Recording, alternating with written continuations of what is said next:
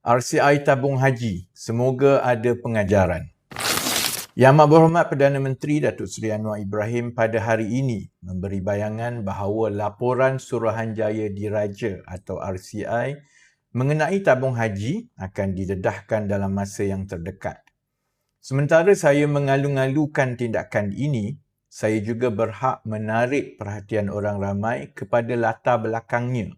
Kenapa isu laporan RCI ini keluar secara tiba-tiba?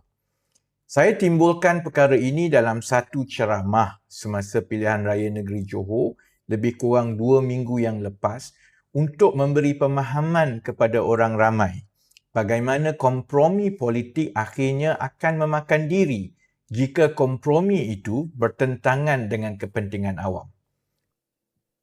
Bila bentuk kerajaan awal lewat tahun 2022, antara perkara pertama yang saya lalui di kabinet ialah pembentangan laporan Suruhanjaya Diraja mengenai tabung haji. Global. Pengurusi dia Tun Rauf, bekas Ketua Hakim Negara. Dalam kabinet tu saya baca satu-satu kan. Saya adalah orang yang paling gembira kalau laporan itu didedahkan kepada orang ramai. Sebab semua yang saya cakap tu ada kat dalam tu. Supaya kalau ada lagi lah yang tak percaya soal macam mana tabung haji ni dirompak sampai jadi macam itu, biar dia baca sendiri daripada laporan Suruhanjaya Diraja mengenai tabung haji. Saya memang nak laporan itu keluar, tapi saya tak tahu apa yang berlaku. Kita boleh nampak UMNO semua tak nak laporan itu keluar. Sebab kalau laporan itu keluar, saya ingat sampai bila-bila UMNO cakap banyak sikit saja, orang rujuk kepada apa yang telah berlaku tabung haji. Yang malangnya Perdana Menteri pergi bersetuju dengan UMNO, jangan dedahkan. Sebab itu sampai sekarang tak dedah, saudara-saudari.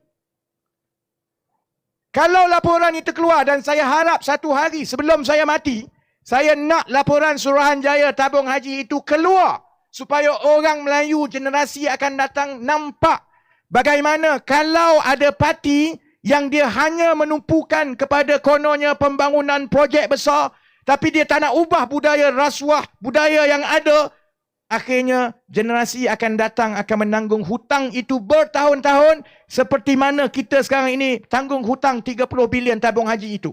Ada Khairi Jamaluddin bercakap, ada Zahid bercakap, ada On bercakap.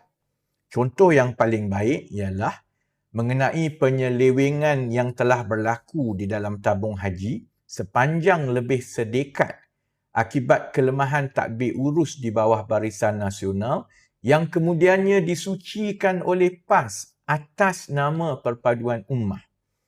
Walaupun tabung haji telah diselamatkan oleh pentadbiran Pakatan Harapan dalam tahun 2019, harga yang dibayar oleh rakyat adalah sangat tinggi.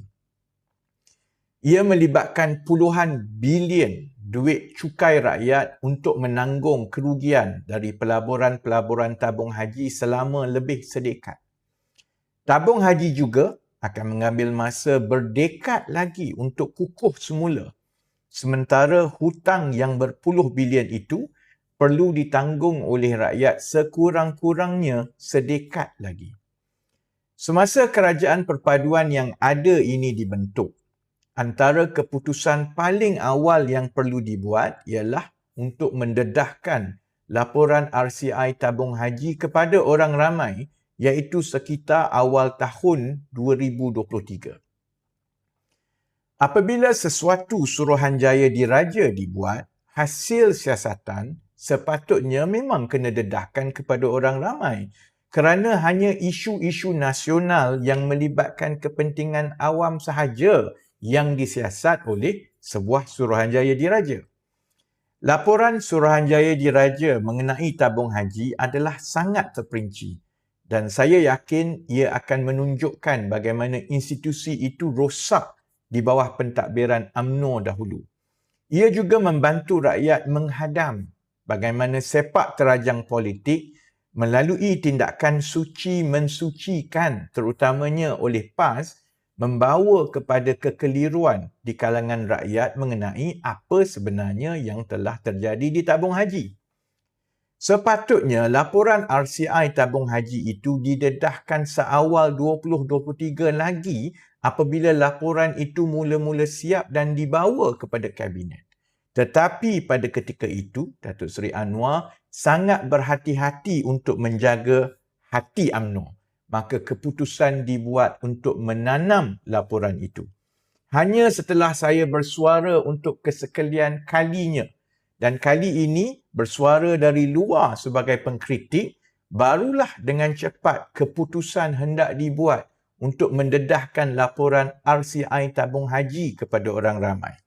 Saya adalah orang yang paling gembira apabila laporan RCI tabung haji ini akan didedahkan kerana ia membuktikan semua pendedahan yang saya telah buat antara 2015 hingga 2018 mengenai kedudukan kewangan tabung haji adalah benar.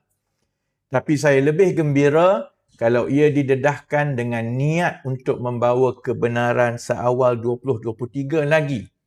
Dan saya berdoa biarlah ada pengajaran kepada rakyat Malaysia dari episod-episod ini.